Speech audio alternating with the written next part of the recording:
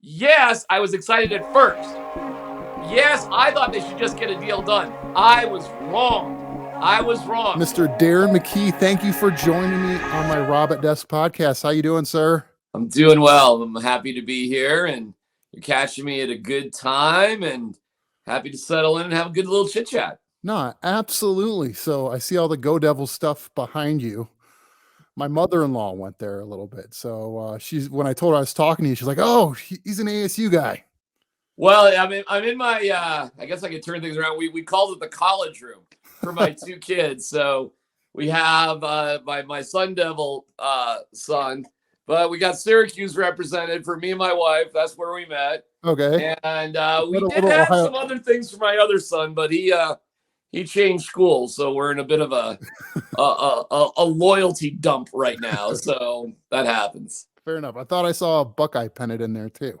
Oh yeah, I do have Ohio. Oh yeah, look at that. Yeah. You're right. I forgot about that. And a little Beaver love there with Oregon State. Look at that. We it's interesting. Just real quick, my younger son plays college baseball. Okay.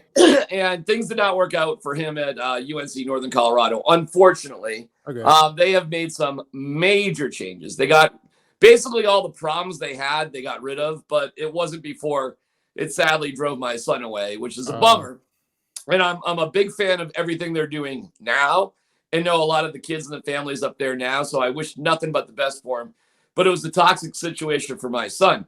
But on the journey to find a college team, we went so many places. I mean, we went all over America. And so we got some, I got a Wright State banner. Wright State. I mean, do you even know where Wright State even is? Isn't that I know they make the NCAA tournament from time to time. They do. I'll be really impressed if you can tell me what major city is near Wright State. I'll be very impressed. You know what? I'm a basketball guy, so I should know this. Yep. I'm just throwing it out there as a Midwest. Like, I'm going to say Iowa. You are on the right path. Wright State is about the Wright brothers, Dayton, Ohio. Oh, that was my. I'm going to catch crap for not knowing that. I got some clients out there. No. You are not to be blamed for not knowing that at all. It's a ridiculous thing to even know. But that's how ridiculous it was. I think we went to a baseball camp like in the first week of December in Dayton. And Wright State happened to be nearby Dayton. And that's when we had a great meeting with the head coach from Ohio State at the time. And yada, yada, yada. Now he's playing baseball for a JUCO in Northern California. And, he's trying to figure things out now. But we have a college room, a dedication to all things college. So you're just getting the very significant ASU angle in the room right now. Fair enough. Well, we have a lot of in common, actually, DMAC. I don't know if you've realized this. So I know you work with Derek Wolf every day. Yes. But he replied to one of my tweets once. So wow. I feel like we're on the same level here. I'd say that's close to being blood brothers right there. Right? I mean, I baited him with Kid Rock. So it's kind of like. Yeah, I work with Derek. He knows Kid Rock, and you've listened to Ba with the Ba. Yeah. It's like that. It's just that simple. So yeah, we were texting the other night too. It was funny. So I'm laying in bed, you're texting. I'm assuming it's after a game you're at or something. And my wife looks over at me. She goes, "Who are you texting?" I'm like DMAC. She's like, "It's like what?" She's like, "From the fan." I'm like, "Yeah, DMAC." She's like, "No, really. Who are you texting?" Well, it's like a Jake from State Farm moment. Here's kind of the secret sauce to all of that. I found out years and years ago a cell phone and a phone number. Well, I don't know. Maybe I'm sharing state secrets or a Chinese weather balloon can steal my information. But not a weather balloon. I got to take it more serious. That's for sure. But I just found that it's a phone number. And I just give out my phone number on the air. And I never respond to calls. If you call me, I will not pick it up if I don't know the number. But I have found over the years that text numbers have been cool. Yeah. And I have found that in general, if somebody wants to text you, they're not angry at you. I've had a couple of people over the years who want to fight me on my personal phone, which when you think about how ridiculous that is, because I gave you my number, dude. Would you call your pal and just start yelling at him? via text that you don't know. So if you look at my phone, there's loads of numbers that are just, I don't know who they are. Yeah. But I always enjoy the interaction. The one thing I realize is I'm incredibly lucky to be doing what I'm doing. And the one thing I can do to connect to people is simply have a text back and forth. It never really goes all that long. Yeah. And the other secret sauce is when I get back from a game, an Avs or a Nuggets game, you're kind of juiced up. It's hard to just go like right to sleep.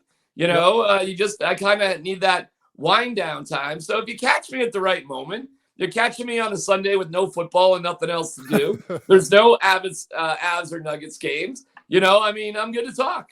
No, absolutely. And I appreciate that because it's one of those, like, I listen to you guys like on my drive to work when I was commuting for work, and I knew your guys' clock on your schedule and when the longer breaks were. Like, I worked in radio years ago, so I listened for that stuff. Okay.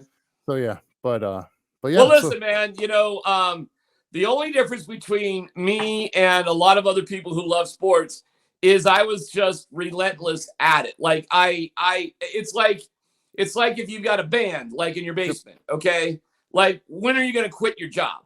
I mean, when are you going to become a professional band? When are you going to not have another option? So really the only difference between me and a lot of people out there in terms of doing this for a profession that I've done is I haven't given myself any other options. And I had a deep passion for wanting to be on radio since I was 10 years old. And I had a hero, Charles Lacrodere, WBCN in Boston. There was no sports talk at the time, no sports talk at all. But I was always a fan of the spoken word medium and comedy and opinion. And I come from a Irish Catholic upbringing where we're all yelling and screaming. We always yelled and screamed at the dinner table about things you weren't supposed to talk about: sex, politics, money, religion, all that sort of stuff. And so the way I grew up, doing what I do, this is just what I've always done. This is how my family's always been. So I just didn't give myself an option. That's it. And it's amazing in life when you don't give yourself an option, and you got to be ready for it going sideways. So I've been fired 7 significant times in my life. I've had to move multiple times. I just so happen to have been doing the same show for 14 years. But that's by a crazy wide stretch, the longest I've been anywhere. No, it's an impressive run. That's for sure. I forget what I saw, like the average, like show time, like for length, it's only like 3 or 4 years at a lot of stations. It's not. So when you're there, you said what, 12, 14 years? I started at the Fan in my second shift ever at the Fan as a part-timer was second day draft coverage, rounds 4 through 7, in 2008. So it was you want to go back a little bit. I was there with Ryan Clady's draft class. Oh wow. So that was like my second shift ever. I became full-time on the Fan in the fall of 2009. So I've been doing essentially afternoons at the Fan since 2009 full-time. But, before that, I had done radio for more than 20 years before that. I was actually doing news talk on KOA, AM 760, which was a progressive talk station, Air America, and 630 KHOW. I was the only host because I was a moderate Democrat. So I was way too liberal for KOA. I was way too conservative for 760. At 630, I fit kind of right in at KHOW. I was kind of the guy. But I did 2.5 years of just straight up news talk, no sports whatsoever. But sports has always been part of my life and part of the things that I've done even since I was a little kid. So it was kind of a natural fit. No, absolutely. I did my time at talk radio. It would be like a KOA equivalent in Ohio. So I get it. When we always joke, we're targeting the angry 40-year-old white male. If we can get them listening, that's who we're targeting. Well, when I was at KOA, I thought that was a good thing to like have another opinion, to like mix it up a little bit. No, it's crazy. And then I was told after 2.5 years, no, that's not a good thing. So you'll appreciate this. One of my old friends in radio, he's still doing radio in Ohio. He used to fill in for Mitch Albom in Detroit. And it was before the last election, and he went off on Biden being too old to run for president. All the senile stuff, all that. He went on and on about on a shift there. most of their market was over 70-year-old people that listened. Yeah.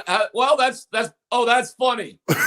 So I got to think about that one for a second, because inherently they would probably be a little bit more conservative, but they're old. Yes. So you're ripping on old people. That puts a conservative older guy in a pickle. It does. Age is a negative. So he hasn't gotten a call back to fill in a while. So. Know your audience. Yep. No, by the way, just for everybody's information, my political leanings have morphed into over the years, as I feel and comment much more passionately about the Avalanche, the Nuggets, the Rockies, and the Broncos. My big political stance will be is like, I wish we held them as accountable as we do our coaches in the pro sports. There you go. And in all honesty, one of the great things about doing sports talk, I for the most part, I really don't find it political issues. I mean, things definitely crop up. There's no doubt about it. But it's not, it's not at the core, the base of what we do. What we do in terms of what I view my show as is I view it as advocating for the best interests of the fans. I think that's who I am. I think that's who I represent. I am not some sort of big fancy guy at all. I've just been very lucky and maybe partly demented to think that this is what I could do for a living. That's it. There's no difference between me and anybody else who just loves sports. It's just that, I just kept doing it. And I'll keep doing it until they tell me to stop doing it. And that day will come sooner than later. Hey, because you're a youth coach sports as well. And what your story reminds me a lot of where I had players that just kept showing up and they got better and better and better. And so it was like, what with your youth coach background, how's that influenced your talk radio or your sports talk? Wow, that's been a huge part of my life too. I love baseball. Baseball is my big sport. Okay. And I really went back and forth between, do I really want to do radio or seriously, do I really want to pursue a career in baseball? And, you're 10, 11, 12, you have big dreams. And I was a pretty, maybe slightly above average high school player, definitely good enough to play at some sort of level in college. No doubt about it. And I was, sorry. That's okay. I was accepted. I got rejected by the University of North Carolina. They got a good baseball program. So they had a great broadcasting program and they had a great baseball team. That would have been a dream. I got into Boston University, Emerson, Ithaca, and Syracuse. I probably should have gone to Boston University. It was right down the street from the radio station I love, WBCN in the Fenway. But I was intimidated by being in a big city. I probably should have gone there, though. Syracuse didn't have a baseball team like Colorado. Didn't have one. Still doesn't. Just like CU doesn't have one. Ithaca was a smaller Division III school that my friends Drew Goodman and Mark Stout both went to, and Drew Goodman played baseball there. And we're roughly the same age. We could have possibly been teammates there. And then Emerson College is a very renowned, small but very renowned broadcasting school in Boston. And I did talk to the coach, and I definitely could have played there. But they played like fall baseball. Their schedule was in the fall, and I think it was playing around hobos in the Boston Commons, and it was the guy instantly said, "Sure, you can be on the team," which is probably a sign that it's not so great. So I had to make a choice between Syracuse, broadcasting wise, because you really don't get better than what Syracuse offered, and I'll make that argument against anybody, and pursuing baseball. And I was stupid to write off BU. I probably shouldn't have. But my point is, my love for baseball never wavered, although I ultimately chose a broadcasting career. I've always been influenced by coaches. And so when my kids got to the age, I just couldn't stand them being coached in baseball by people that it drove me nuts. So my wife and I started a nonprofit. And for 4 years, we figured out how to arrange high level training, high level competition for kids who economically wouldn't normally be able to afford that type of thing. And I won't bore you with the details. It got very complicated because we ran 17 teams over 4 years, winter training, uniforms, fundraising, because a lot of the kids, because of the program we set up, play for absolutely free. They travel all over the place. It had to do with sponsorships and, financial stuff. We set up a scholarship where if you did a certain amount of community hours, you get $1,000 towards college or the military if you went there. Yeah, it was a great program. The only thing that I wasn't ready for were other adults. And why it really fell apart is I had a really hard time getting other adults who were coaching the team on the same page that I was. And it was the reason why it fell apart. So I've always had in the back of my mind how to revise it and get it going again. And maybe I will at some point. I love doing it. And it's been a great reward to see so many kids who were 10, 11, 12 years old now playing in college. And we'll see where it goes from there. So I really, really enjoyed it.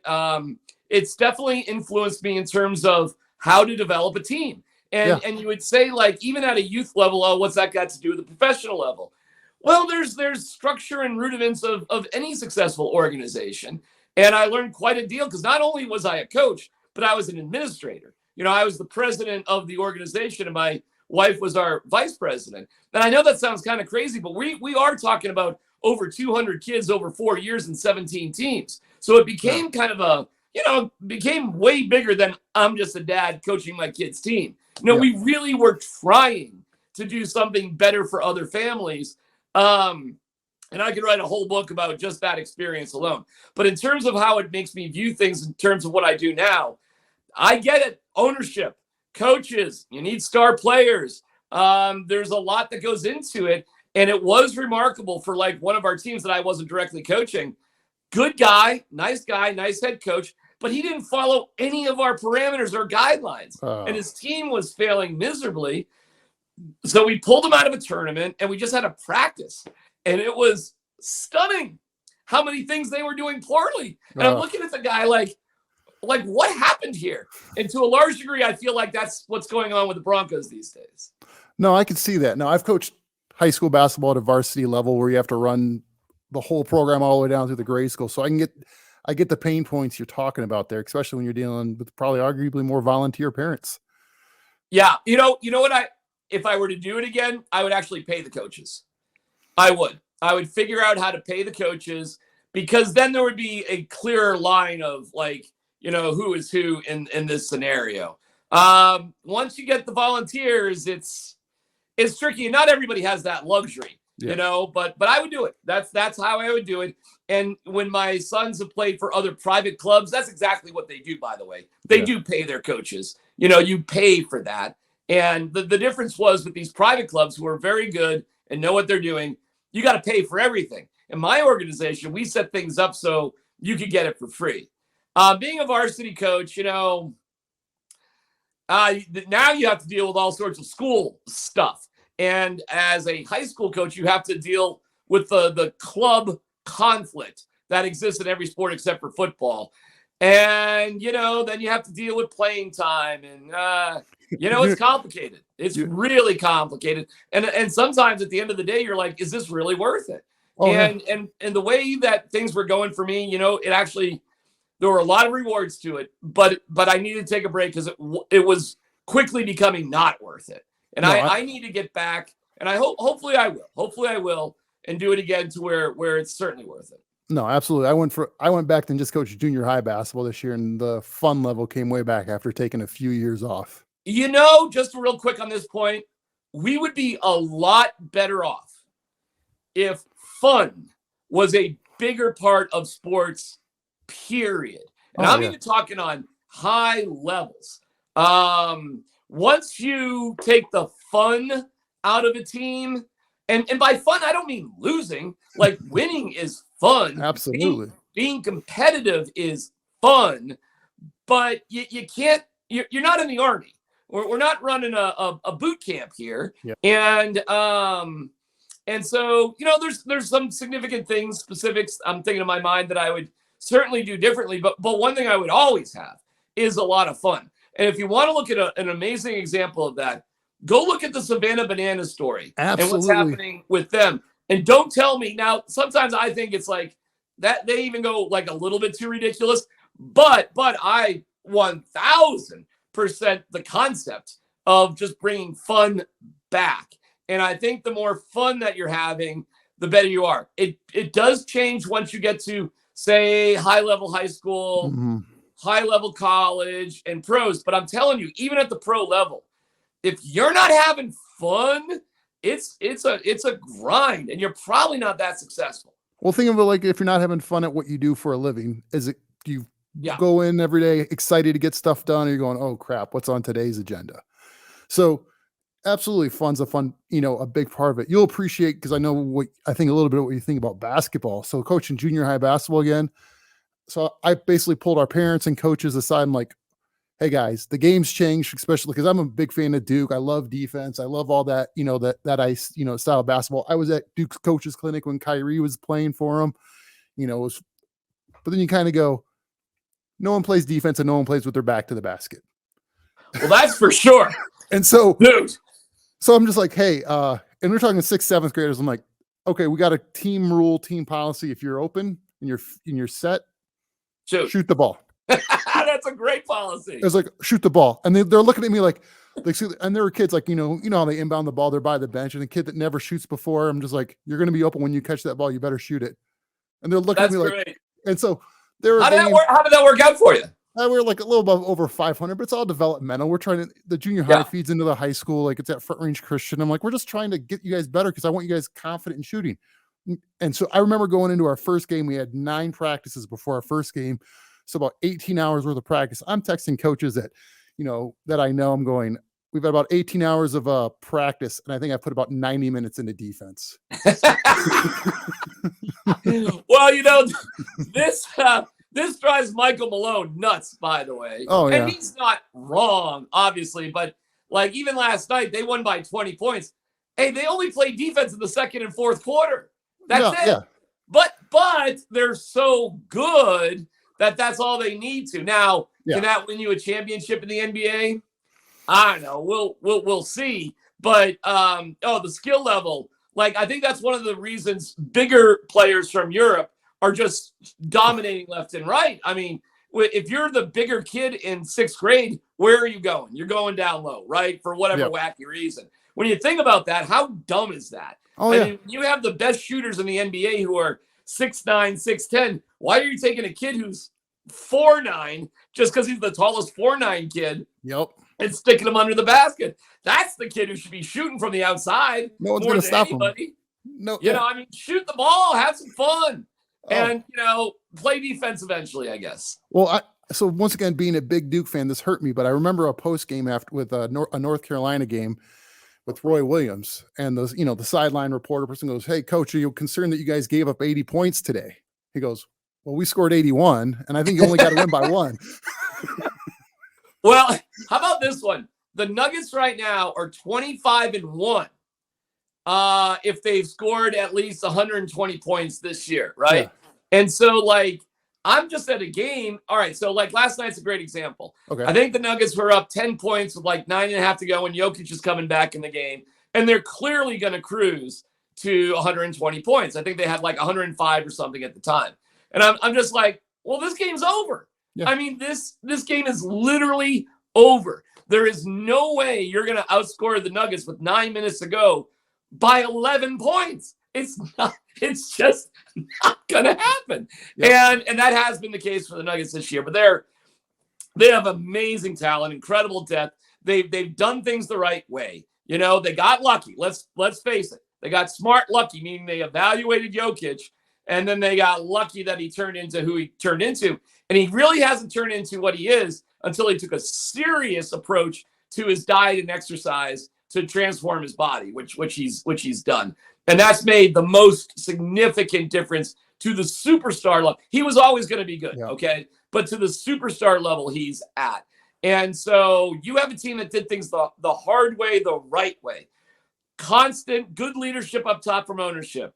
Solid GM, Tim Connelly, who's moved on. Callum Booth is great. Michael Malone's been there for a long time.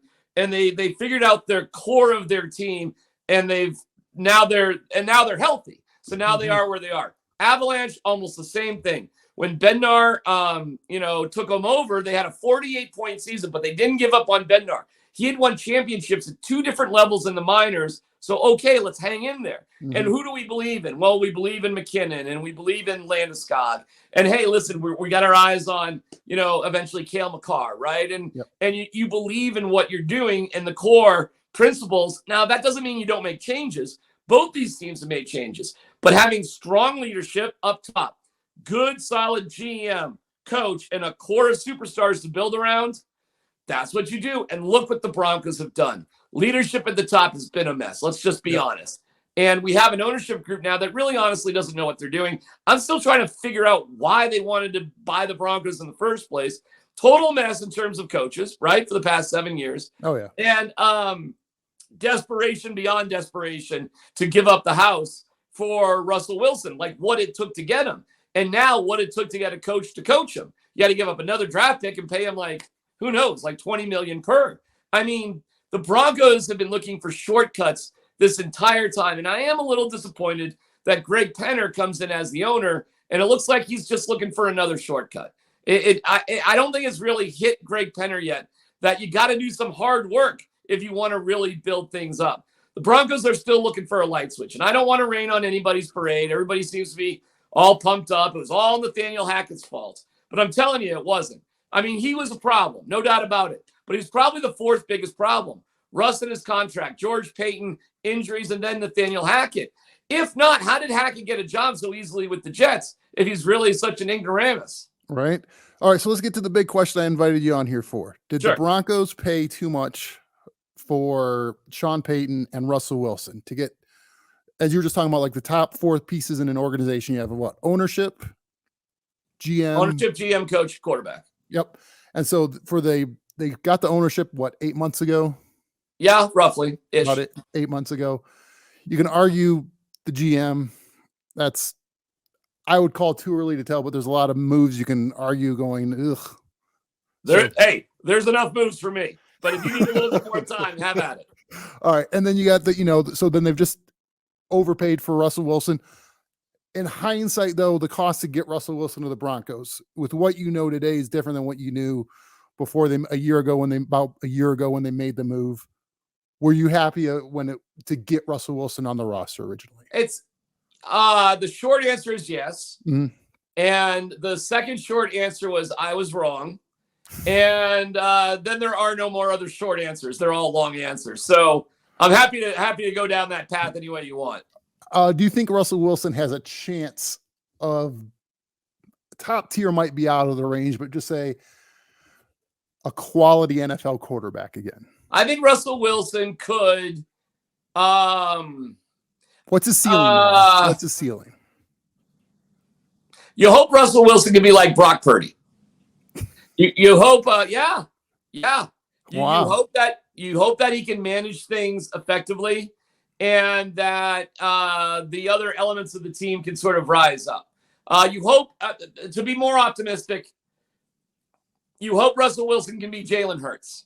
Yeah, no, not an elite quarterback, but somebody within the right system who can manage things really well. But the problem is we just have not seen a rebound from quarterbacks in their mid-30s who have bounced significantly back from a really, really poor year. There's just really no, especially quarterbacks who are inherently are not pocket passers, okay? Where, you don't have to be a running quarterback, but you have to have the ability to move around, keep plays going, and then pick up, a third down every now and then. I compare it to Jokic and three-pointers. Like, Jokic's game isn't three-pointers, but you need Jokic to shoot 3 or 4 three-pointers a game, whether he makes them or not, because it just keeps the defense honest. Absolutely. Because, trust me, if DeAndre Jordan went out for a three-pointer, you could have a picnic around him. I mean, nobody's going to go out to cover him. But Jokic is good enough that it opens things up, and you have to be aware of it. Russell has to be able to move enough that you have to respect it. He doesn't have to do it all the time. And that's kind of like, you wouldn't call Patrick Mahomes a running quarterback, but you would certainly call him a mobile quarterback who sees the field well. One of the most shocking things about Russell Wilson this year was it was the revelation that he wasn't seeing the field very well. Yeah. And that's what I did not realize before he came here. So to go back to your original question, hey, man, I thought he was going to be great. I really did. And I was like, well, forget it. I mean, we don't have a better choice. I mean, we got Drew Lock and Teddy Bridgewater's contracts expiring. You're telling me for a couple of first-round draft picks, couple seconds. Noah Fant, Shelby Harris, Drew Lock. Whatever. But now you look back on that, and it's like ridiculous what you just gave up. And then you get a first-round pick back because you dumped Bradley Chubb. Remember when he was going to be the future? You dumped him, and now you have to use that to get a coach. What? I mean, even if you hated Hackett, every other coach available you could have got without giving up a first-round pick, except for Sean Payton. But he became your third choice. He was third choice, and you had to give up more baggage. So, yes, I was excited at first. Yes, I thought they should just get a deal done. I was wrong. Russ had 2 years left on his deal. The Broncos absolutely, positively, before offering him a new contract, should have been a little bit careful and just seen how the year was to go. It is a bummer. I was wrong about it. I said, whoop-de-doo. I'm glad you got the deal done. I was wrong. Big mistake. So you overall, like, we're getting the two biggest pieces. What are your chances, you think, then, of Sean Payton helping recover Russell Wilson's quarterback career? It's a good question. The answer is you shouldn't worry about Russell Wilson's quarterback career. Okay. That's the honest truth. Russell Wilson's, like I just said, you got to get him up to Brock Purdy level, okay? Yep. So if you want the team to succeed, you can't worry about fixing Russ. That's the actual truth. It's really not about fixing Russ. You're never going to fix him. You're not going to, unless you're going to invent a time machine and go back in time, and I'll tell you, take a look at Russell Wilson's body, physical body, at the combine and take a peek at it now. I mean, I'm telling you, he was a different dude, as we all were when we were in our young 20s compared to 14 years later, right? Yeah. I mean, all of us have seen our prime come and go. So listen, I'm not bagging on Russ necessarily. I mean, he would be the 5th best fit guy at the campus middle school drop-off zone, because there's always 4 guys in Colorado that are, there's always 4 guys that just work out harder than you. They're crazy but he'd be 5th best. But the problem is, dude, he plays with the Avengers. He plays with superheroes. He plays with guys that are absolutely positively in their prime. So it's nice that we have fond memories of the past, but at 5'10" or whatever, you just can't slack on any of that stuff. And he did. And so can he fix Russ? I don't think that's the issue. I think you got to manage him and you got to worry about the team first. But it's a good question. Mm-hmm. Everybody's going to be focused on it because everybody's going to see that as the answer. I don't. I think Russ could be very successful as a starting quarterback for the Broncos with very mediocre numbers, as long as they're the right numbers. Not turning the ball over, converting third downs, being effective in the red zone. And frankly, however those numbers hash out, if you can do those 3 big things, it doesn't really matter how many yards you throw for. You want more touchdowns than interceptions for sure. But don't forget, Peyton Manning in 2015, when he led the Broncos to the Super Bowl, had statistically his worst year ever. But he had total buy-in, and that wasn't easy because Gary Kubiak wanted to change a lot of things. And Manning sat on the sidelines injured for a while. In order to come back, in order to play, he had to buy into what they were doing, and it netted him a Super Bowl. But look at Peyton Manning's numbers in his last year. It was bad. They were not good. Look at his numbers in the playoffs and even the Super Bowl. Not that impressive. He threw 2 interceptions in the Super Bowl, and they still won relatively easily. Russell Wilson, if he wants to go out on top, he has to go out on top willing to sacrifice personal success for the betterment of the team, and he wasn't willing to do that last year. Do you think Sean Payton can put him in a place to succeed?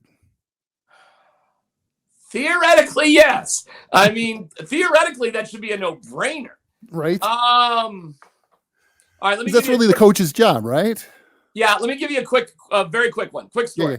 Yeah. Go back to my coaching clinic, and I was at this is a little league coaching clinic. So we're talking about coaching 9, 10, 11-year-olds, whatever. Yep. So this guy is out there, and he's like, well, here's how I coach my kids, and we do all these things and we just do things the right way. And as long as we do things the right way, eventually it clicks on. And sure enough, we start slow. We get better and better and better. And every team I've always coached makes it to the championship. I'm like, oh, wow. Okay, great. We go, well, what happens when you get to the championship? He goes, oh, we always lose to a better team. That mimicked my junior high coaching year one year. Well, right. Because at the end of the day, talent is talent. Right. Right. You can get there. You can be competitive. But if you just don't have the best talent, oh yeah, then you're going to lose. You could be the greatest junior high, middle school coach of all time. If they've got Timmy 3-pointer, from Ridge Valley Middle School, who for some unknown reason can just bomb away, you can do everything. And, Timmy 3-pointer is going to hit, you'll go for 30. You're going to lose by 10, even if you do great. Oh yeah. No, I coached a junior high team in Lakewood, and they do like a rec junior high. They don't even have like official junior high in Lakewood out here. And these kids, they didn't know how to play basketball well. And they didn't know how to play a man. They played 2-3 like they were standing around. I always joke, like a dad taught them, like, how to play a 2-3 zone. They played man like everyone had $20 hanging out of their back pocket. And so I go, okay, let's throw in a 1-3-1, because it's like in junior high against the rec coaches, it's like a junk defense. No one knew how to do anything about it. Yeah. So all of a sudden we go 8-0. We go to the championship game and we play a team that actually knew how to play basketball. So can Russ? Yeah, Russ can get better. Can you win more games? Sure, of course you can. I mean, you lost a bunch by very close scores last year. But at the end of the day, is that what it's all about? And then you look at the AFC. I mean, dude, it's murderer's row for young quarterbacks. It's the Avengers, dude. Oh, yeah. I mean, it is the Avengers. It is Burrow, Allen, Lamar Jackson, Patrick Mahomes, Tua Tagovailoa, Trevor Lawrence, Justin Herbert. I mean, even Kenny Pickett seems to have a bright future. Yeah. I mean, I just listed off like 8-9 quarterbacks right there that you're going to have to be better than as a middle-aged quarterback or long in the tooth, depending on how many years you have left in your career. Sports for everybody ends at an age, but it's different for everybody. Yep. So it's probably pretty remarkable Russell Wilson has done as well as he had. Yep. But everybody who thinks he's just on the cusp of a resurgence, are you sure? I mean, are you positive? Or could this be part of the decline? And when we see quarterbacks go on a decline, Peyton Manning was the MVP quality quarterback in 12 and 13. In 14, he got hurt, and in 15, he was really hurt, and his performance fell off a cliff, and then he was done.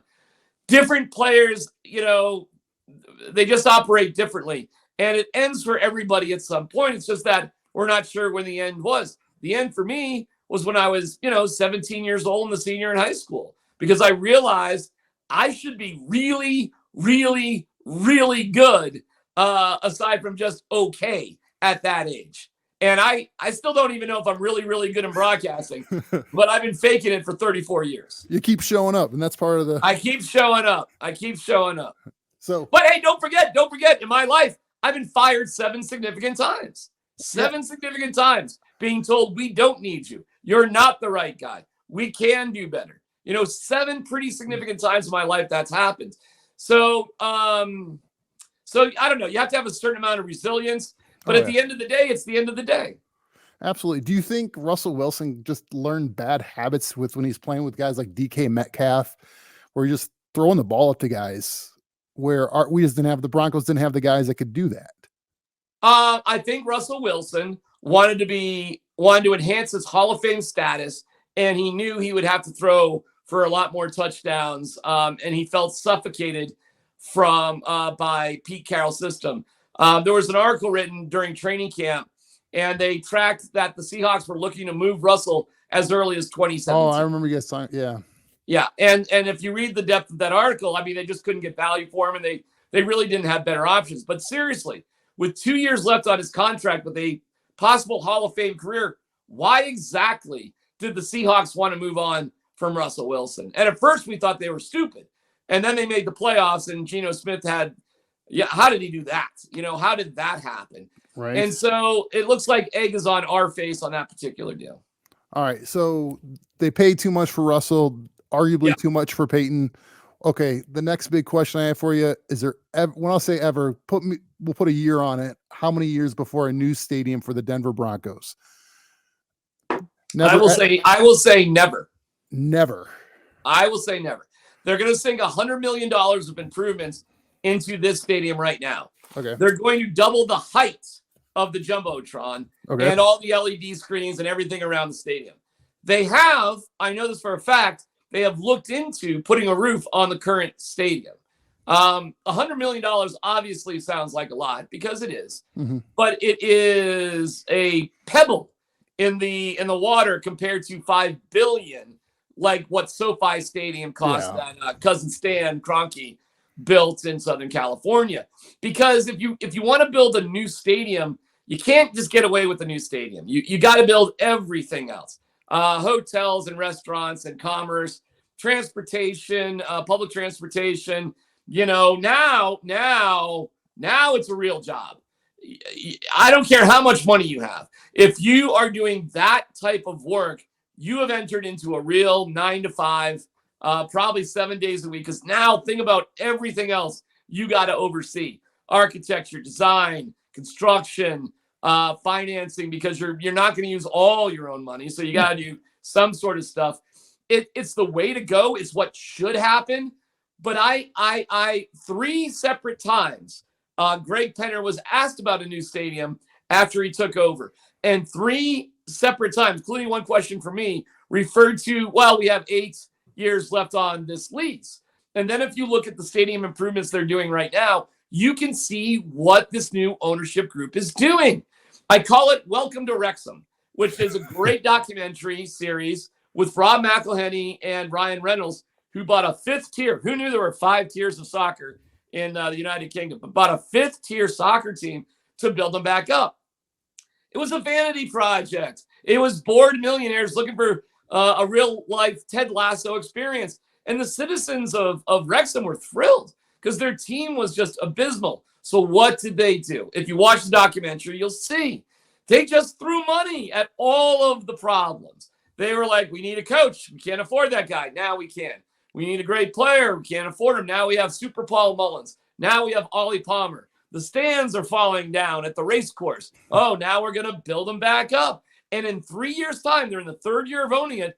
They're second on the table, the standings, out of about 24 teams. And they look very good to get promoted into a higher division. That's how it works in soccer. You go up, you go down, or you stay the same. It's pretty cool. We don't do that in America, but that's how they do it in soccer. So they're looking to get promoted. Well, these guys don't know anything about soccer. It was a complete vanity project because it looked cool. And then if you watch the documentary, you can see it's like, geez, what did we get ourselves into? It becomes this purple money pit. The Broncos are welcome to Wrexham times 1,000. Because if you want to get into the money pit, we're not just building, 5,000 new stands at the old race course. We're building a $5 billion stadium. So you ask me if it's ever going to happen or when it's going to happen, and I'd simply say never, because I'm unconvinced the Walton Penner Group is treating the Broncos anything but a toy. I think it is, to them, it's a vanity project to get in the most exclusive club in America. And if it wasn't, they would have taken things much more seriously in terms of owning a team. For example, Tepper, who owns the Carolina Panthers, bought 10% of the Pittsburgh Steelers because he wanted to work his way. He's the second richest owner, by the way, in the NFL. Tepper, he's got more money than Kroenke, believe it or not. And he's the second richest owner. And he was willing to do the work. Everybody has said, oh, you don't want us to be Jerry Jones. I'm like, there's got to be a middle ground between knowing nothing and being a narcissistic a-hole like Jerry Jones. There's got to be a middle ground, like whatever you do. When you coach junior high basketball for the first time, I bet you played basketball. I bet you might have assistant coached somewhere else. Oh, yeah. Or you coached at a different level and then came to a higher level. I bet you anything you did that. Most people did that. Yeah. Like my first coaching was assistant for a junior high program, and then, moved up and down the rankings, if you want to call it, from there. So here's what I'll throw at you where I think there's a chance. I'm not saying, okay. So I was just doing like SoFi is probably the coolest new stadium of recent times. Hey, for the record, you want a new stadium. I'm getting that from the line of questioning. Is that right? Absolutely. And everybody Me too, wants, by the way. Me too. Yeah. I think everybody wants the stadium. I think there's always the logistic questions like of where do we want it. I'm not trying to answer those questions, but like a serious timeline. Cause I'm like, well, like I worked in building projects, in years past for, big railroads and stuff like that. So it's like, there's timelines. You go, what's it look like to do this? And so just doing some backwards math, you go, okay, well, Kroenke bought the land for SoFi at the end of January 2014. Yeah. They didn't break ground for about 2.5, 3 years after that. Yeah. And then it took them, was it about 4 years to build? And they had a rain delay that delayed them about a year. That, could you plan for that? Maybe, because it's such a long project, there's going to be delays. Okay, maybe. So you're going from buying the land to opening was about 6-7 years. So you're going, if they have 8 years left on the lease, do you think they have their minions somewhere going, hey, we got to figure this out? Because if we want to start, we got to start buying land. Because if they said, hey, yeah, we want to buy a new stadium, right, anywhere where there's you're making great points. You're basically saying if you even want a new stadium by the end of the lease, you got to get to work basically now. You got to at least have an idea of where you want land. Because if you say, hey, we want to do it out in Brighton by the airport, guess what? All those farmlands are going to go. They're going, if someone's calling for my land, guess who's calling? Yeah, if we're smart, we actually will. That's a great point by you. We will track land purchased by the Walton Penner Group to see if they're serious about it. Hey, if they start buying land up, okay, fine. You got me. I just don't know why. See, I'm still confused why they wanted to buy the team in the first place. I've been, and this is why I was so frustrated recently that you signed Sean Payton, but yet Greg Penner's out playing golf at Pebble Beach, and a lot of people, trust me, most are saying, "Oh, DMAC, lighten up. The deal was done. It's done by lawyers. It's done by this, done by that." And I'm like, yeah, okay, but I mean, at least ceremoniously, wouldn't you have liked to have seen Greg Penner, who was in charge of the search, who is supposed to rebuild the attitude? All we hear about is how we have to redo the attitude and, a culture shift, right? All we hear about is culture shift. But what I saw for a culture shift is I'd rather be playing golf than worry about the little details. And there was a cloak and dagger. Sean Payton's like in the building for 2 days, but we're not supposed to know about it. Why? Why was that such a big secret? It was a big secret because the optics didn't look good. Okay. And, who knows? Listen, the deal wasn't exactly signed. I have no doubts that it was going to be. But let's just back up for a second. Can you imagine the message it would have sent had Greg Penner skipped fun time in Golfland at Pebble Beach, even if it's symbolic, and was there the day that Sean Payton signed the deal? And then we would have had the welcome Sean Payton moment at Dove Valley, at UC Health Training Center on like Friday night. How cool would that have been? On a Friday night, it would have been like a big, huge party. And the next week is the Super Bowl. Instead, we hear these messages of accountability, and good, you got it done. You welcomed a Wrexham dip moment. You just threw a ton of money at the problem. But you went and played golf, man. Well, see, I think here's where I think you're getting it wrong on that. I get the symbolism. I'm more one of those symbolism over substance. Just get the job done. I don't care how you get the job done. You got it done. Okay. So here's where I think you're getting it wrong. You see it as like, I went on what's the difference between that and me going on a long bike ride instead of working on a Thursday afternoon? You're like, he's having fun. He's it's like, no, he's golfing. People in his class, when they golf, they're networking. It's work for him to a point. And so follow with me on this. What did he do before the Broncos? It's a venture capital group. Venture capital was running Walmart, still is. Yeah, he's on the board for that, but it's like, I forget, I don't know how you pronounce it. Like Madrone Capital Partners is what his organization. They've invested in Strava and some other companies we probably both know of. But you kind of go, he's out there, and it's for him, it's probably networking event. For us, it's going to a luncheon at the Aurora City Chamber of Commerce, because that's different classes of how they do things out there. He's like you said it before on your show a number of times. Like they're in a different stratosphere. They live in the world. They don't. It's not. Yeah, they're not going to the Chamber of Commerce meetings to sort of network to see who else does. How they can grow their business. So I see it as he's going out there, and it's probably more of a work event more than hey, I got to run the Broncos today. And like, if you look what he does, it's like, what does he love? He's a CFO. He loves numbers. He's a financial guy.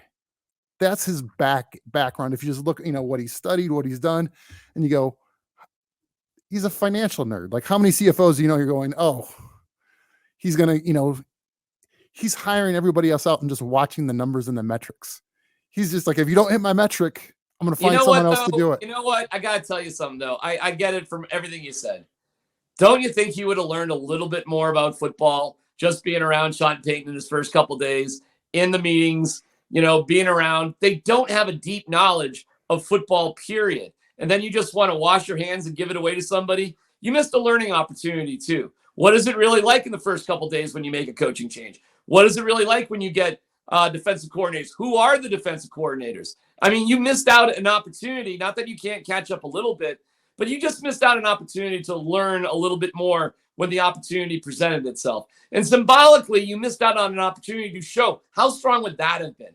This is more important than me playing golf at Pebble Beach. And while it might be superficial and who gives a crap, listen, man, tell me when small details do matter, okay? Tell me when they do matter, because essentially life is a bunch of small details. And you know what accountability really is? Accountability equals sacrifice. Throwing big gobs of money on something is not a sacrifice, depending on the bigger gob of money you already have. Oh, yeah. I rolled my eyes about, they spent $400,000 to put new turf in. They had to, though. They spent $100.4 million in stadium improvement, and the turf for the last game was 0.4. Yeah, to me and you, it would be cool. But for somebody with his type of wealth, it's really not a big deal. He paid like $100,000 for a bunch of engineering students to watch a football game in Texas from School of Mines. I mean, it's like, how much extra money? I'm glad. Hey, listen, by the way, I am glad all the world's problems are solved if we're paying for engineering students to go on a road trip. Yeah, holy cow. Thank God that happened. So I'm looking for meaningful, and meaningful to me means personal, and personal to me means sacrifice.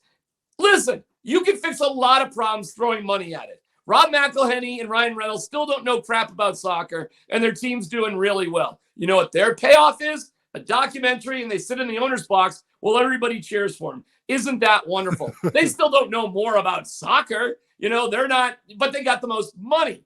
And they're in a place where money fixes the problems, and perhaps the Broncos are too.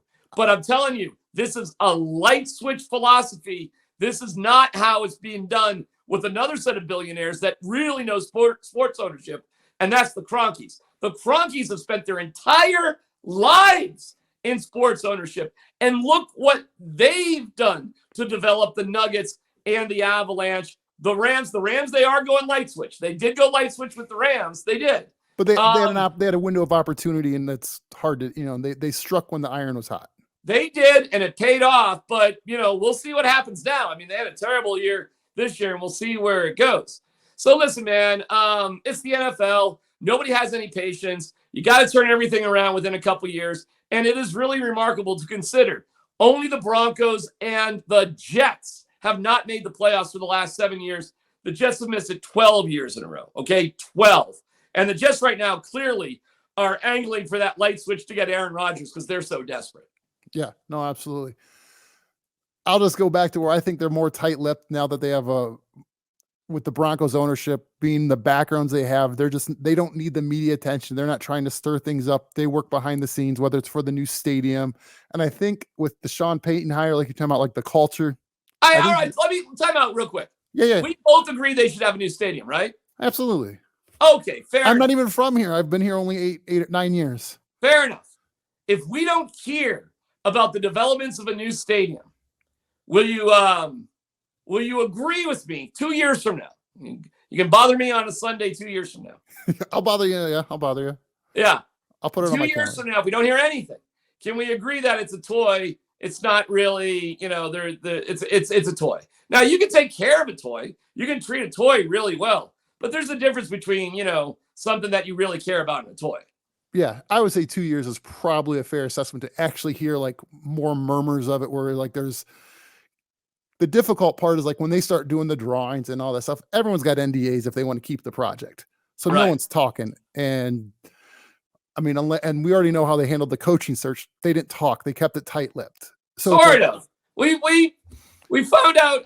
We all found some stuff out before it came out. Yeah, so is it frustrating for you? There's new ownership now. All of a sudden, like all your people that used to tweet out to you, give you your sources. Did they all have to change now? They turn over as well. Oh no, you keep working at it, my man.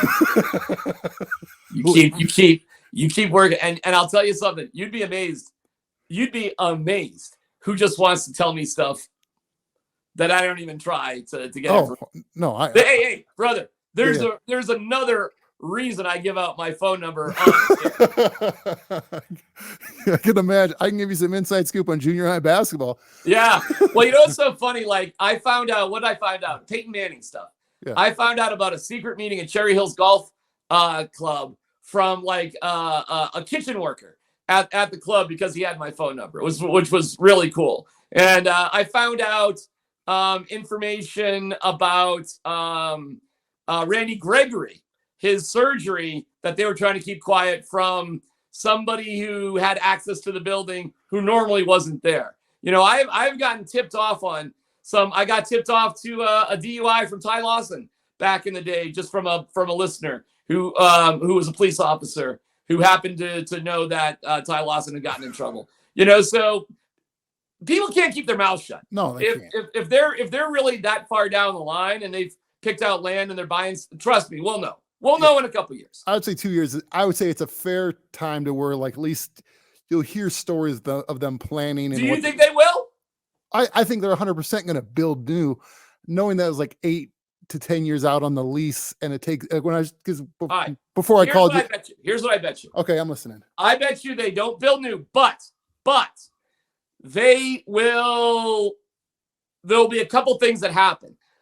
Because Kroenke also owns Elitch's. So I think he's going to level Elitch's. And I think they're going to build a new practice facility for the Avalanche and the Nuggets. And hopefully it's a multi-use thing for the community as well. And I think they're going to build entertainment, apartments, house, all that. So I think it's going to become an entertainment lifestyle district where Elitch is right now. Like a McGregor Square. Yes. Well, hold on. I think they're going to have a whole thing there.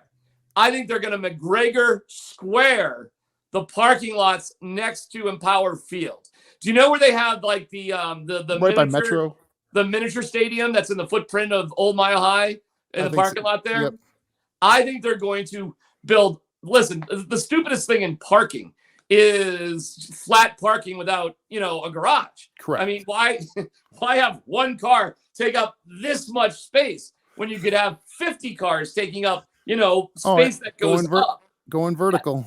Yeah, it's not great for tailgating, obviously, but it would allow you, if you see McGregor Square, and hey, you got to give the Rockies some sort of credit, all right? I mean, they have built a wonderful stadium that you don't need to touch at all. The rooftop idea was genius, and McGregor Square, if nobody's ever been there, it's fantastic. It's just really, really great. So I think they will do a McGregor Square type of thing outside of the stadium. I think there'll be a full new district of downtown next to Ball Arena that may be in partnership between the Kroenkes and the Walton Penner Group.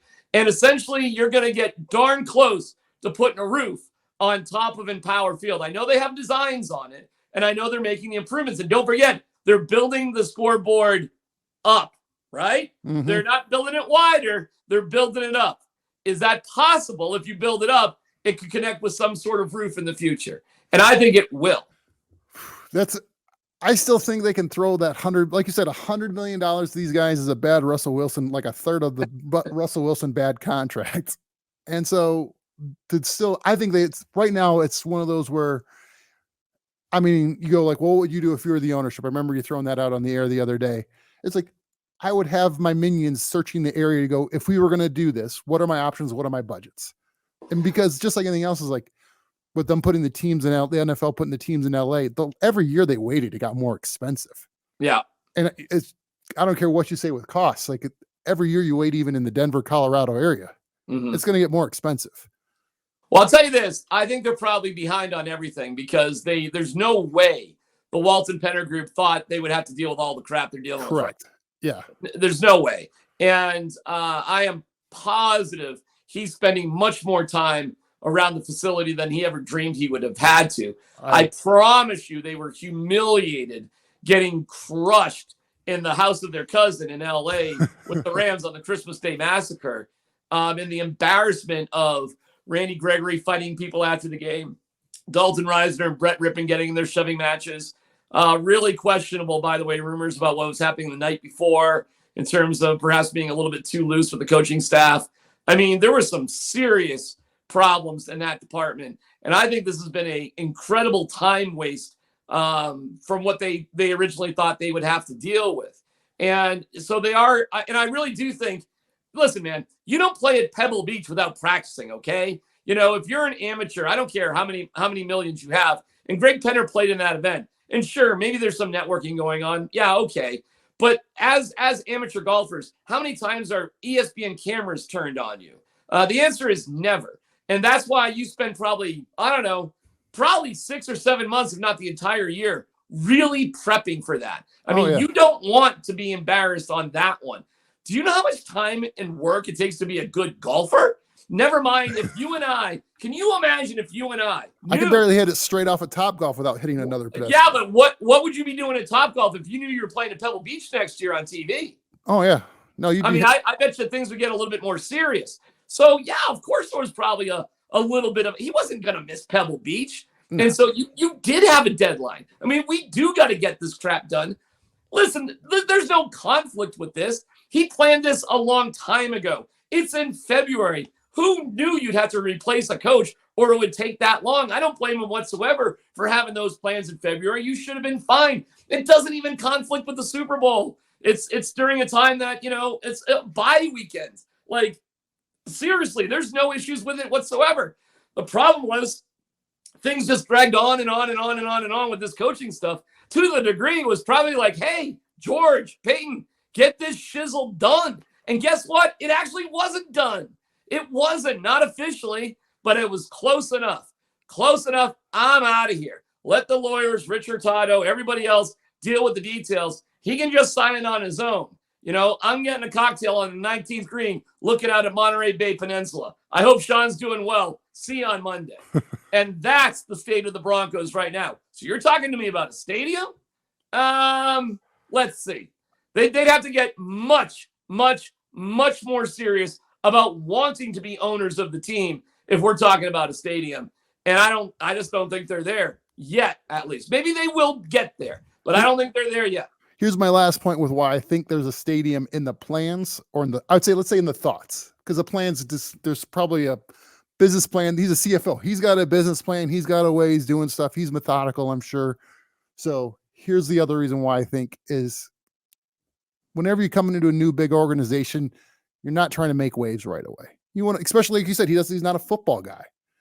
I know people that get hired on as like C-levels at 10,000 person organizations, and they take 6 months to a year before they're making big decisions because they want to learn the organization and they want to understand it from the inside out before, because like the story of, it's a parable kind of going like, if you went and bought a house out there in Phoenix, cause you're like, I love Phoenix. You got kids possibly in the area out there, and you buy a house and there's this great big wall in the back. Like, if I knock this wall down, I'll be able to see the mountains and have a great view. And your neighbor's like, what are you going to do to keep the snakes and the animals out of your backyard? You're like, oh, I'm going to keep that wall up now. It's like, if you don't know why the wall was up first, it's like, you don't want to just be knocking stuff down because of something you want. And I give someone credit when they don't just go knock down walls right away to go, hey, I'm going to do this guns a-blazing as they walk in the door. It's like, they will understand the culture. They will understand all the nuances. Let me check something with you, because you mentioned Strava and you mentioned cycling. So I'm going to guess you're either a cyclist or a runner. Yes, both. Okay. Have you ever run a marathon? I have. Okay, so have I. Don't ask how I trained for it. What was your first marathon? Do you remember? It was a half marathon. It took me like longer than it should because I didn't really train. I signed up like a week before. Marathon. I've not done a full marathon. I'm 6'3", almost like 250. I'm running a full one. Okay. So for you, a half marathon was the big goal. Okay, fine. When you finished your first half marathon, did you have a moment, first of all, like, wow, I did it, congratulations to me. But did you have a weird feeling of like, what's next? shortly thereafter finishing the marathon, half marathon? No, my legs were cramped. Like, yeah, like working on a Gatorade. Like that was my, like, you didn't have kind of this empty feeling of like, well, now what do I do? Because it took so much to lead up to it. Like maybe a day later or 2 days later. Okay, so you got to understand how I did this. I lived in North Carolina for a while. I moved up to Ohio to help my friend start a business. I was living in his basement, and it's, if you ever been to Toledo, Ohio, I mean, it's where I grew up. Not a lot to do. So I'm like, I don't have a lot of money. What do I do? I mean, I left Ohio like LeBron for less money. So I started running because it's cheap. And I was like, I need to stay in shape. So I got to where I was running 8-9 miles at a time. And then there you go. On a trip to the grocery store, I see a flyer. Hey, there's a half marathon next week. I should try this. Right. So I didn't train. Gotcha. So it's not like I'm going like, oh, I'm going to get, build. Gotcha. So when you say like, hey, what's the next? It's like, well, my big goal now is I want to ride a century ride on my bike. Like I've gotten the 50, 60 mile rides, and you go, now I want to, but I'm going to cheat. I'm just going to do Platte River, like from River Point to Chatfield and back like 8 times or whatever. No, you are not. Are you the really? Flattest ride, and I want to get it done first. Then I'll be like, okay, now I'll do like a few laps around 470.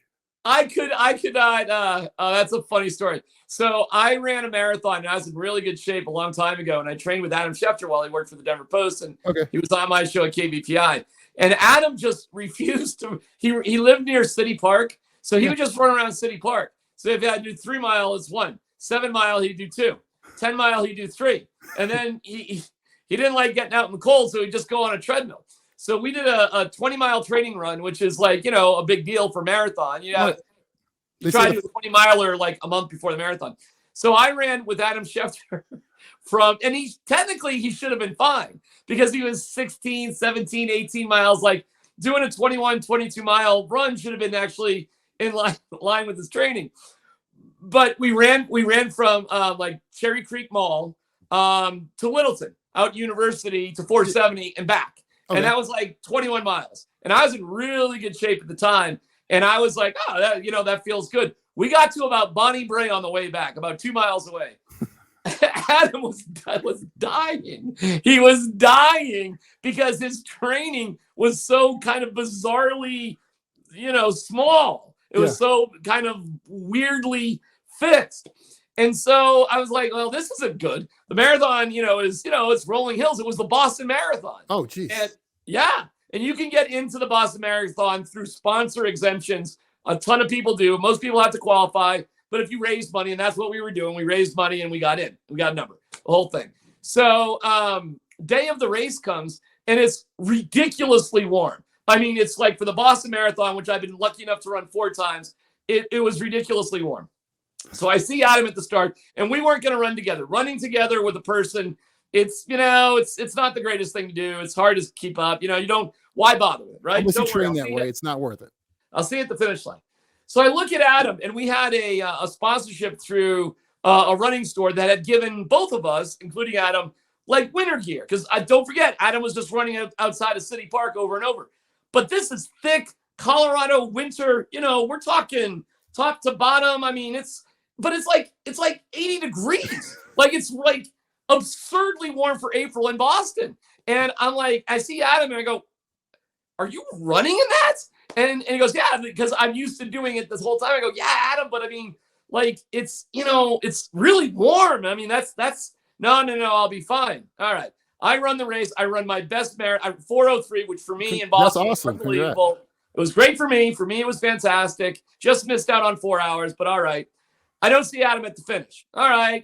I think he beat me. I think he's in better shape than me, that he beat me. And then I just don't see him, period. I text him. I don't hear from him. And I'm like, geez, all right. That kind of sucks. I want to see him at the end, but my parents are there and I just got to go. That sort of thing. I hear from Adam the next day. He collapsed around mile 16 or so and was in a tent for dehydration. Unbelievably, he got to the finish line, which is a miracle. On his flight back to DIA, they had to have an ambulance ready for him at the tarmac because he had just collapsed on the airplane. He went right from the tarmac at DIA to Rose Medical Center and spent like a night getting fluids and hydrating himself again. So I guess my point to the story is you got to be a little flexible in life. You can't be so rigid with things. And I forget even why I started that story. It's my favorite Adam Schefter story, though. It's an incredible. I know what the story. I know what the point was. I know asking what's next. He didn't care about what's next. He was like you. Yeah. He was amping up for a goal without wanting to do that goal again. It was just like you go bungee cord jumping one time, and I never have to do it again. And do you think that's what the Penner Group did with okay, we own the Broncos. Finally, we own an NFL team. Yes, exactly. Thank you for helping me get to my point. It's okay. But that's exactly what I think it was. I call it the what about Tuesday scenario. Like if you have a big project or something planned for Monday, right? And it's like you spend all weekend, right? And Monday comes and Monday, I did it. What about Tuesday? What about Wednesday? What about Thursday? And for the Broncos, it just feels like they never thought about Tuesday. They were just thinking about Monday. They were just thinking about your half marathon. They were just thinking about Adam Schefter somehow, whatever way, just getting to the end. And when you just don't think deeply about things, they don't mean that much to you. It's the person that's been planning the run for the Boston Marathon or that half marathon who'd been really training, or Tepper who bought the Panthers because he owned 10% of the Pittsburgh Steelers. It's Pat Bowlen who had to it was a miracle how he came up with the money, borrowing it from friends and family and that sort of thing. It is Jerry Jones. If you don't like him, fine, but don't tell me he didn't think about buying the Cowboys his entire life. And I think you have an ownership group that's not thinking about Tuesday. And now they're stuck because Monday sucked. And they didn't think they'd have to worry about Tuesday. You didn't have to worry about running another half marathon, right? No. Now you're thinking about a century ride. Yeah. And I've done a century ride. I'll just give you just a little piece of my advice. Yeah. Broaden your horizons, my friend. You can't just run the same 8 miles up and down and up and down and up and down and up and down and up and down. It's the level. I mean, I hate to be a dick here, but that doesn't count. How does that not count if you're on your bike for 100 miles? Because it's too much on the surface. You're not understanding the deeper meaning of what it takes to actually accomplish that, because you're not willing to make certain sacrifices. You're looking for a light switch. You're looking for what if I'm willing to go up the Chatfield Res a few times to get how many vertical feet out of 100 do I have to have? Yeah, I think you're thinking a little bit. You're thinking about suffering and earning it a little bit more. I'd give you a heck of a lot more credit for that than just going in a circle 100 times. I'm not just riding around one of those roundabouts on the Platte River. Well, I mean, you're talking about. I mean, why not just get on a exercise bike, a 24-hour fitness and ride for 100 miles? Oh, I got a bike down here. Yeah, I got the whole practice facility down. All right, listen, let me tell you something. Yeah. I've climbed, I think 30 or so of the 54 14ers here in the state. Those are terrible. I've climbed by myself, and I've climbed with much better hikers and climbers than me. I climbed with a buddy of mine, Scott, and he was tremendous. I mean, his fitness level, ability on rock, I mean, it was just out of this world. He would race to the top of this mountain, and he wouldn't even take a picture. He just raced to the top and then more or less go to the bottom. And I would ask him, well, what did you think of the hike? He's like, it's good. It's all right. It's like, I still got 10 more to do.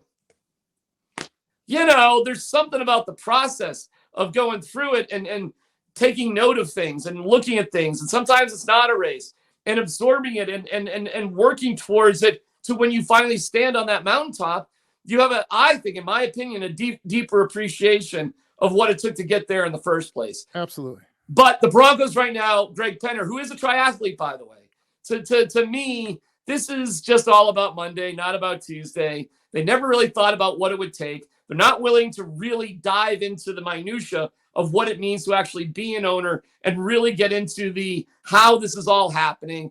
And I really got to tell you, don't do that for your 100-mile ride.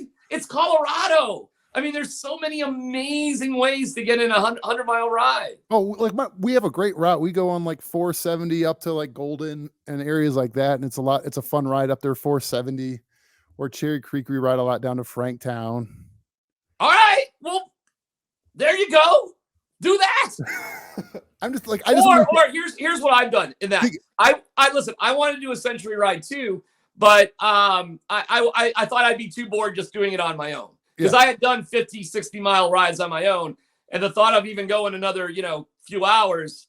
So I entered something, the MS 150, and it went to a good cause. So we rode like, I don't know, 35, 40 miles one day, and then 100 miles the second day, and then a shorter amount of have an altruistic, have another reason for doing it.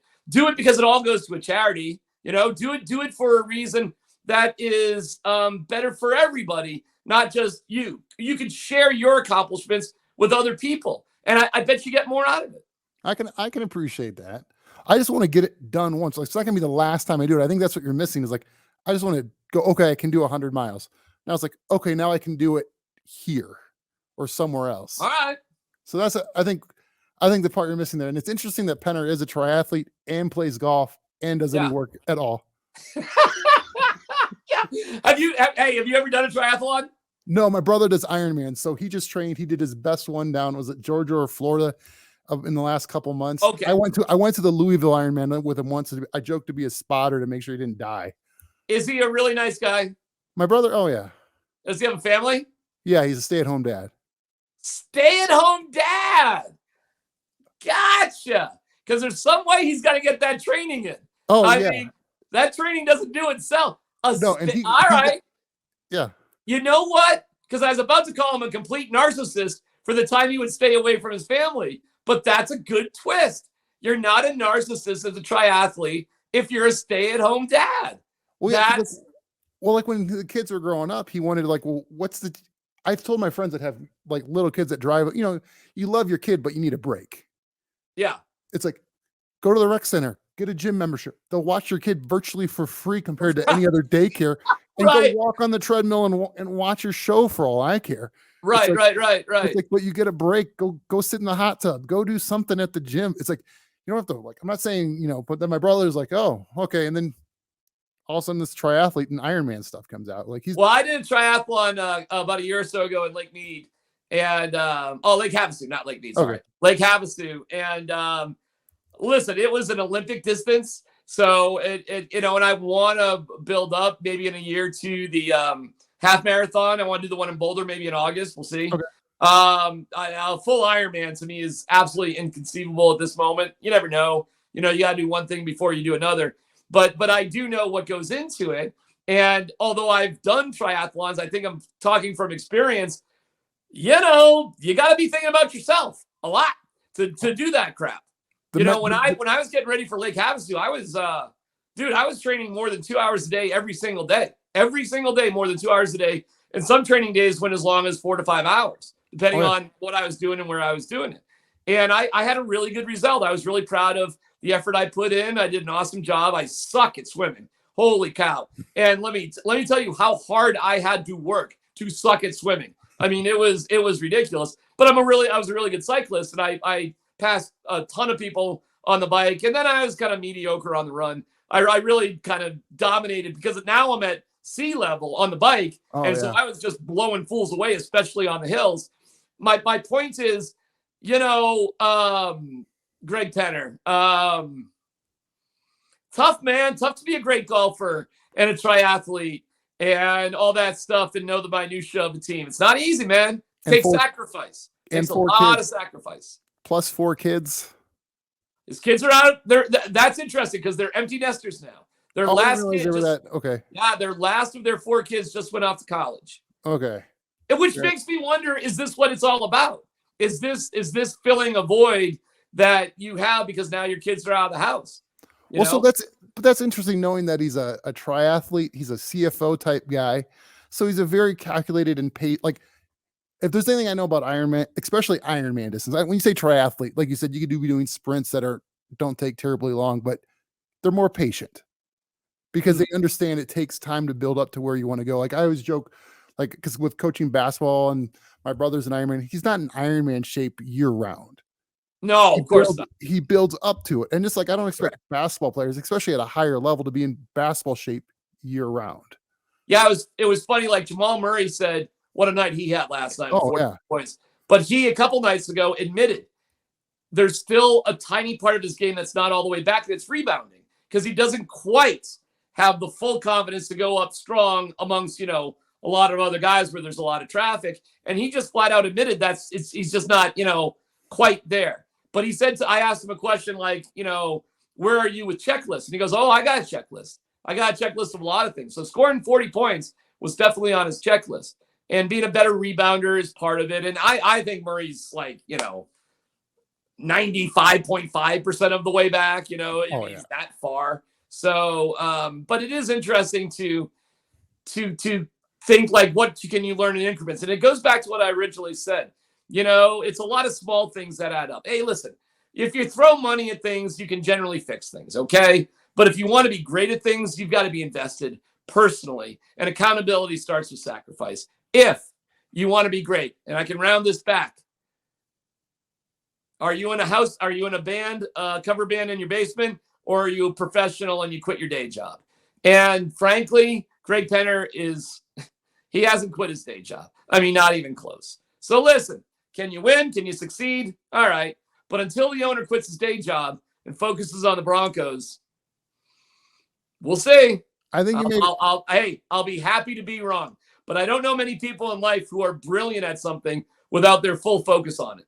I think you made a good point where it went to hell quicker than they expected, which then all of a sudden they had to pivot to make changes with coaching and even make a decision about their GM. I'm sure they went through a process of like, are we going to keep Peyton or not? And so with all that, listen, I can even go back. Like, why didn't Greg Penner go to the Senior Bowl? Why didn't he go like with the scouts? Why doesn't he find out what scouts do? Yeah. I mean, when I started in radio, man, like, yeah, I'm doing essentially what I wanted to do. But when I started, I was on at 2:00 in the morning introducing Madonna records.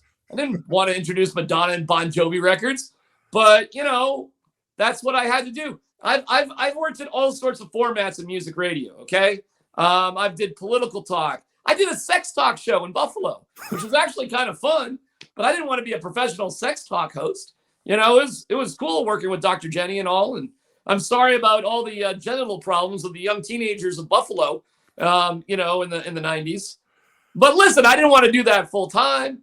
But, I mean, I don't know, man. Elon Musk is an engineer, right? At the end of the day, at least he can have the conversation with people. If Greg Penner was on this podcast right now, if he was here right now, do you think he would even know his roster? Seriously. I actually think knowing he's the CFO background, because he'd probably know their salaries or something like the cost. He wants to know, knowing some of the CFOs I work with, it's like, they're very detail oriented, but they're also very methodical. They're not like the Elon Musk CEO, buy Twitter and fire 80% of the workforce day one and just deal with the lawsuits later. Do you know why I'm not a great drummer, even though I play drums? Rhythmically challenged? Nope, I got that. I don't want to spend the time practicing single stroke rolls. Oh, I played the drums like in 6th grade. Okay. I don't want to do it. I just want to be loud and have fun. Yeah. But if I wanted to be a great drummer, I would practice more, much more. I would. Now, it's not that I'm not curious about it. I am curious about it.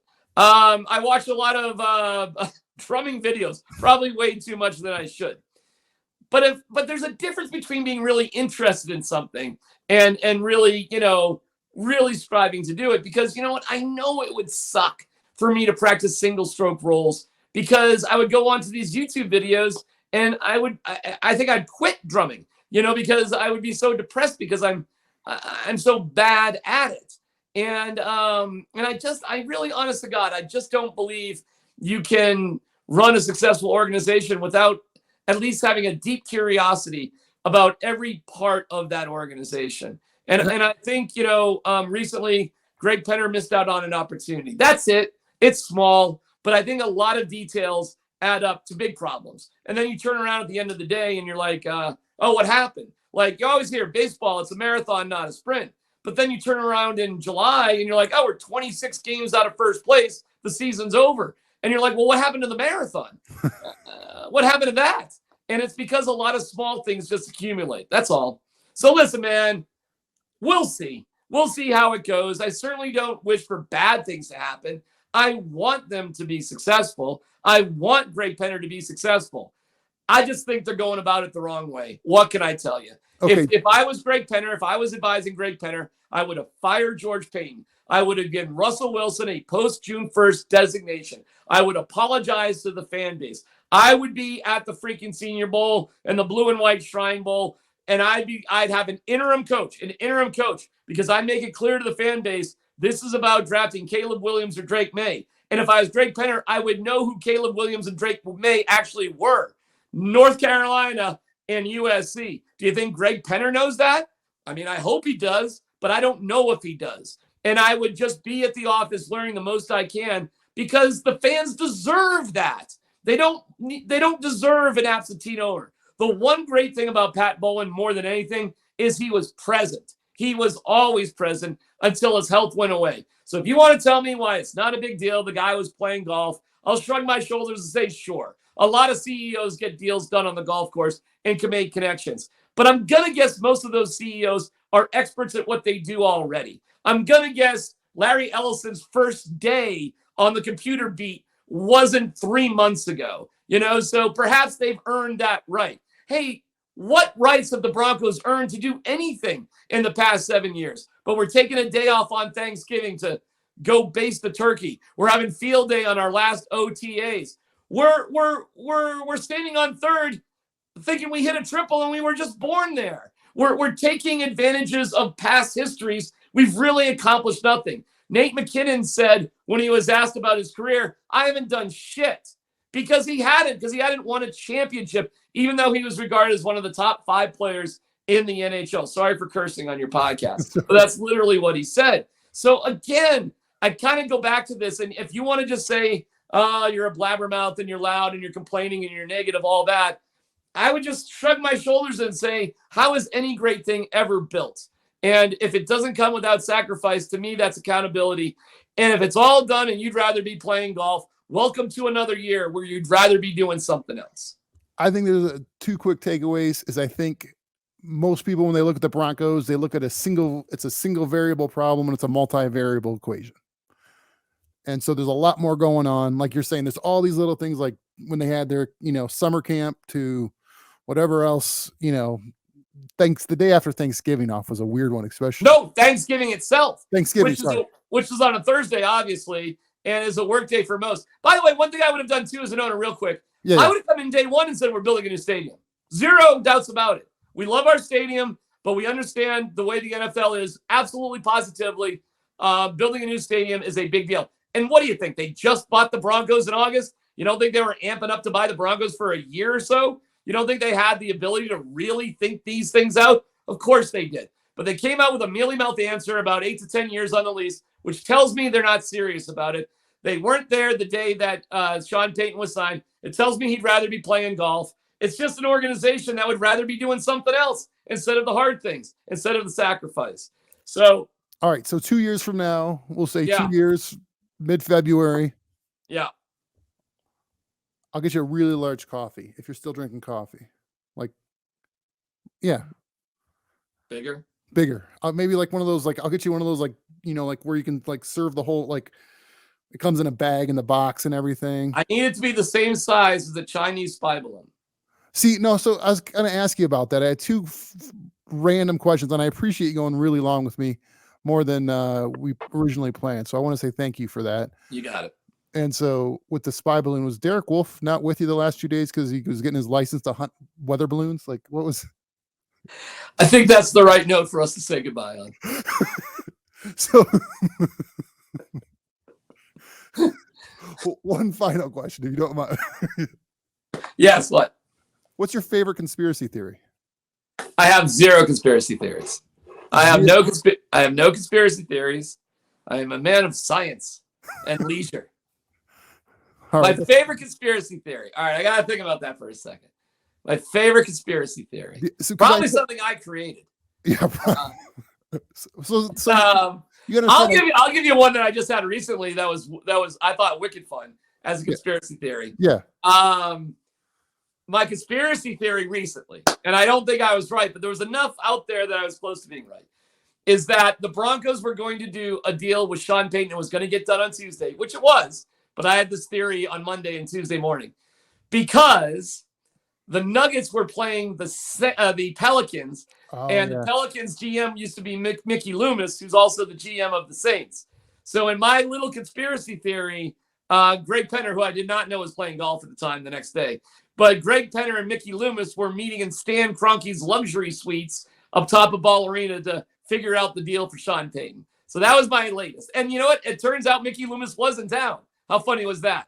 I might do a little more digging on that because maybe Mickey Loomis was around talking to George Payton and Greg Penner on that particular day. But that's a very minor league conspiracy theory. So I guess I don't go really much bigger than that. See if someone you gave your number out to will confirm that one there for you.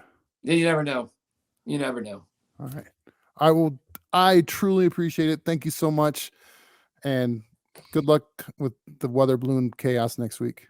Okay. Forks up.